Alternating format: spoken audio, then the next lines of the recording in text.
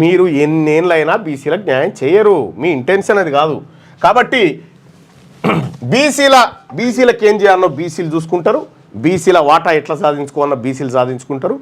ఇప్పటికైనా నిజంగా రాహుల్ గాంధీ గారి ఆశయాలను ఇంప్లిమెంట్ చేయాలనుకుంటే 4 ఎమ్మెల్సీ స్థానాల్లో సగం వాటా బీసీలకు ఇవ్వండి, ఎస్సీ ఎస్టీలకు వాళ్ళ దామాషా ప్రకారం ఇవ్వండి. మీ దామాషా ప్రకారం మీకు ఏమైనా వస్తే తీసుకోరు, రాదు మీకు వాటా. 6 మంత్రి పదవుల్లో 6 మంత్రి పదవులు ఉన్నాయి. 6 మంత్రి పదవుల్లో 6టికి 6 ఈ ఎస్సీ ఎస్టీ బీసీలే, అంతే. మీకైతే రానే రావు. ఇంకొకటి అదనంగానే ఉంది. అదనంగా ఉన్నవా దాన్ని తీసి 1 కాదు 2 అదనంగా ఉన్నాయి. 4 బీసీలకు ఇవ్వాలి, 3 అదనంగా ఉన్నాయి.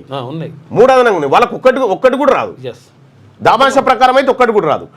కానీ అదనంగా ఉన్నాయి, వాటిని కూడా తీయాల్సినటువంటి అవసరం ఉంది.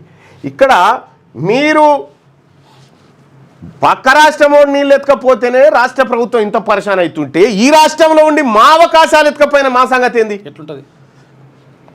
రైట్గా వెలుగు దినపత్రిక ఇవాళ బనకచర్లకు సంబంధించినటువంటి ప్రధాన వార్తను వేసింది. కృష్ణా నీటిని దోపిడికే బనకచర్ల, గోదావరి వరద జలాల సాకుతో కృష్ణా నీటిని శాశ్వతంగా దోచుకునేందుకు బాబు ప్లాన్.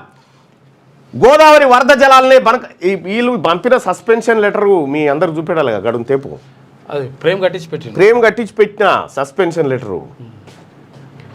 ఆడ ఇంకోటి book Congress party constitution book అని ఉంటుంది, అందులో 7 ఉండదు ఇట్లా సస్పెండ్ చేయాలని.